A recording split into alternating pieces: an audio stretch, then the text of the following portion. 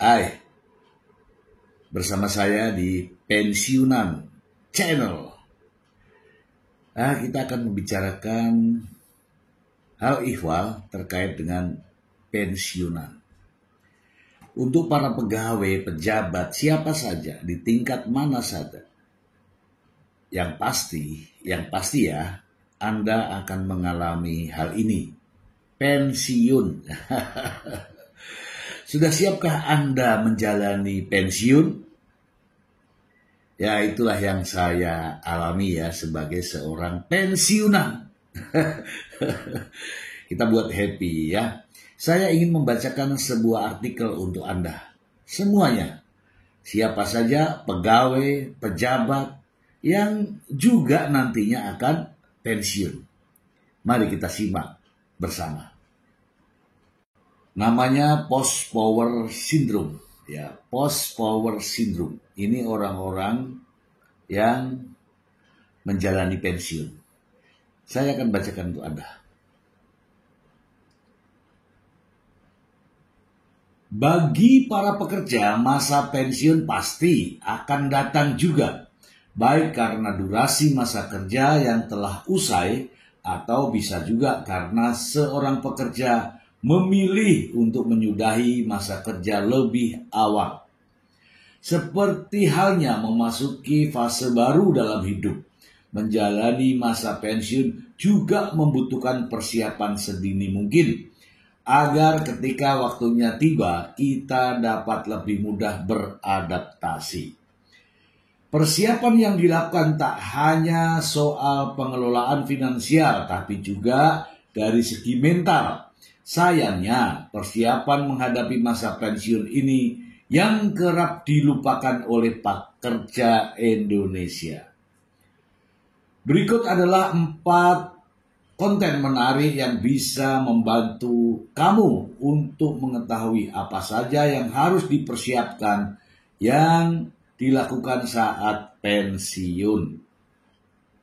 1. Cegah post power syndrome sebelum pensiun dan menualah dengan bahagia. Menualah dengan bahagia.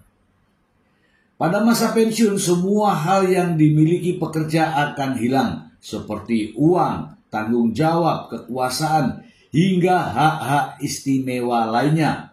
Di titik inilah orang tersebut akan mengalami siksaan batin, termasuk post power syndrome, yang mengakibatkan gangguan yang cukup berat bagi kehidupan di usia senja.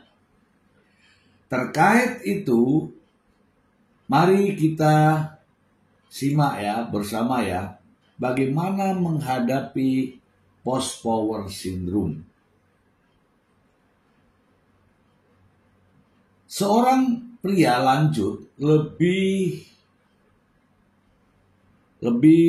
mengutamakan sumber daya manusia yang 2 tahun lagi akan menghadapi pensiun dari perusahaannya atau dari tempat kerjanya. Dan di tempat tersebut, ia adalah seorang pejabat yang memiliki kekuasaan. Namun ketika pensiun itu tiba, maka harus rela melepaskan semua kekuasaan itu. Jangan lagi berharap kekuasaan itu selamanya ada dimiliki oleh dirinya. Yang berikutnya adalah ketika di usia tua dan menjalani pensiun, manakah yang paling sensitif antara suami atau istri? Mari kita baca. Ketika suami memasuki masa pensiun, bisa jadi itu adalah masa-masa sensitif bagi mereka. Pada saat seperti itu, istri sebagai pendamping juga perlu untuk beradaptasi dan menyikapi dengan bijak. Jika suami menjadi lebih sensitif di masa pensiun, istri perlu lebih sering menemani dan melayani suami, termasuk menjadi pendengar yang baik kala suami bercerita tentang kehebatannya ketika itu. Dan inilah yang terakhir. Dan harus retires, ya, harus tetap beraktivitas. Ya, ini yang penting ini. Banyak orang berpikir masa pensiun adalah masanya untuk benar-benar rileks, beristirahat dari pekerjaan dan lepas dari kesibukan. Itu tidak bisa, ya, tidak bisa. Di masa pensiun, para pensiunan itu juga harus menjalani aktivitas. Jangan hanya duduk, tidur, makan. Jangan. Harus beraktivitas. Agar apa? Agar pemikiran tetap fresh. Begitu ya. Mari kita bahas bagaimana dengan saya. Saya juga seperti yang Anda rasakan saat ini. Sebagai seorang pensiunan. Ya, saya seorang pensiunan. Menerima gaji pensiun. Namun saya telah mempersiapkan diri. Apa yang sudah saya persiapkan? Sebelum masa pensiun tiba, saya sudah menyiapkan untuk kegiatan. Kegiatan apa? Saya sebagai seorang dosen.